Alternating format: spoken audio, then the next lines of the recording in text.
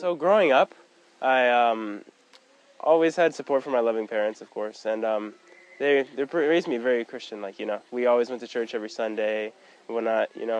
And I read the Word, I heard stories, and it all made sense a little bit. There was always something missing though. I never felt like I fully understood what I was learning. I never felt like it was all correct. And I mean, I grew up believing that the Word, the Bible, was completely correct. That there was no inconsistencies, that there was no like falseness in it. But I still didn't understand how it didn't line up with like science, or didn't line up with like how the world sees the world. And so I knew it was true, but I didn't know how to prove it, and I was too afraid to ask questions, because if I asked questions and no one had answers, how was I supposed to continue believing? So that really was tough for me, and it made me kind of distance myself from the faith, right?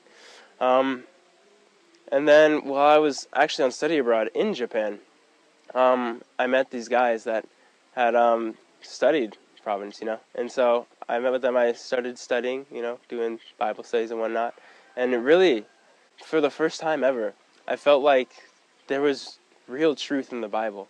I felt like I understood the truth of the Bible.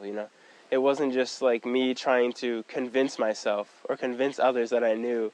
Like when people would ask me, "Oh, was it true that Adam was truly the first man in the whole world, and then Eve, his wife, was taken from his rib, and then like they did incest, and then they made all of humanity"? Like, how am I supposed to answer that? Because I didn't know.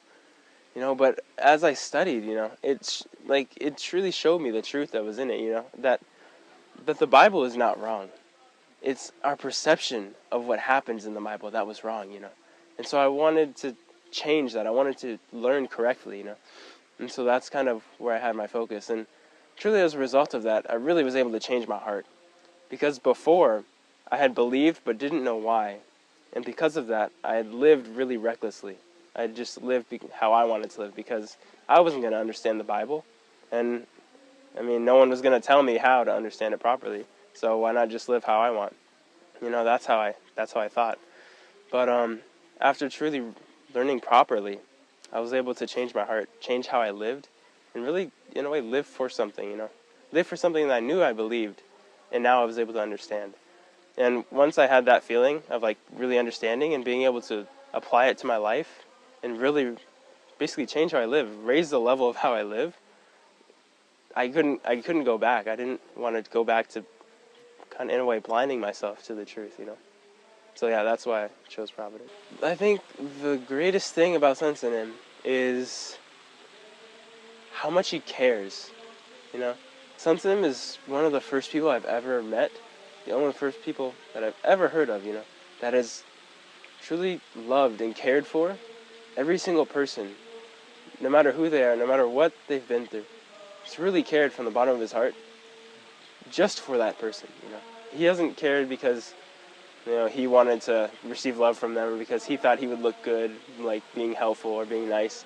But he truly has sacrificed so much, and is pushed to learn the Word so much so that we can all understand properly. And that's just really amazing to me, The greatest thing about Providence is how it can really change people's lives, really.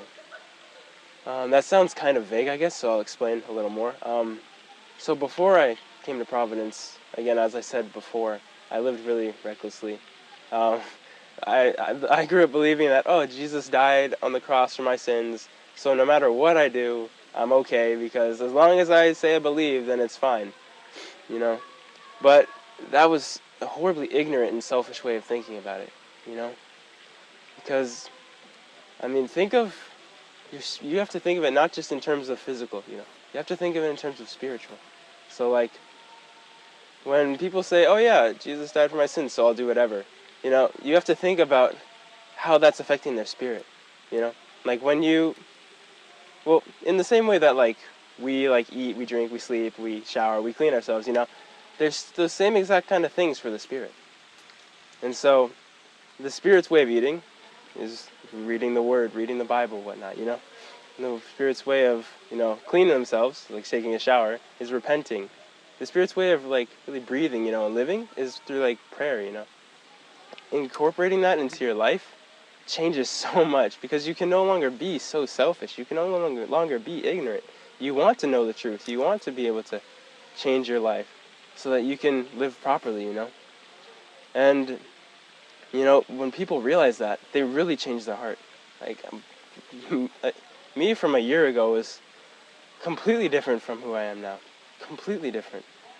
I was terrible, honestly. I don't want to go into too much about it, but I was not a not a very religious person. I didn't even really care about my friends, because I was so used to that selfish mindset.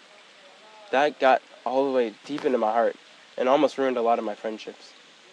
So, but I was able to truly change as a result of learning properly. And when I came to Providence, I met all these incredible people that really have that same heart, that really want to know properly and want to continue to grow and become better and truly live for God. And that's not a group of people you're going to find anywhere, To really have that kind of really pure heart. I mean, I wouldn't trade them for the world. It's almost like a family. They're always there. They always want to help. They always want to show God's love.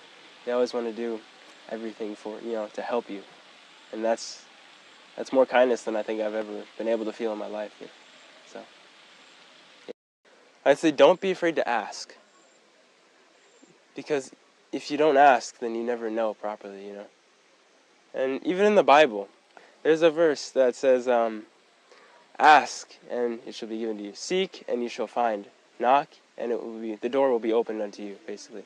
So it's basically in the Bible telling you, ask, seek, knock, look for the answers.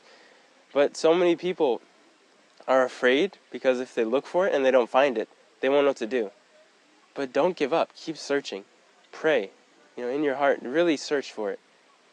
And I have a feeling that you'll be able to find it.